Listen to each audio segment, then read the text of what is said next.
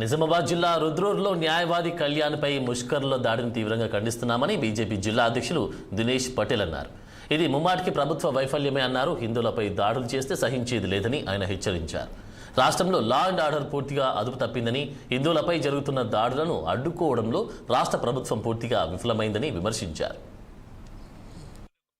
రుద్రూరు గ్రామంలో నిన్న సాయంత్రం ఒక ఫంక్షన్కి వెళ్ళి వీర వనిత న్యాయవాది కళ్యాణి గారు వస్తుంటే కొంతమంది ముష్కర్లు బబ్లు అనే ఒక పిల్లగాన్ని రోడ్డు మీద విచ్చేసిన రైతం కొడుతుంటే చూడలేక అన్నా ఎందుకు కొడుతుర్రు అన్నా అని చెప్పి అడిగినందుకు వారి మీద వారి కుటుంబ సభ్యుల మీద రకరకాలుగా దౌర్జన్యం చేసి వాళ్ళ బంధువులను కొట్టి ఈమెను కొట్టి అందరి మీద దాడి చేసిన ఎవరైతే ఆ ముష్కర జాతి పేర్లు కూడా తీసుకుంటలేను నేను, ఎందుకంటే అలాంటి నా కొడుకుల పేర్లు తీసుకుంటే వేస్ట్.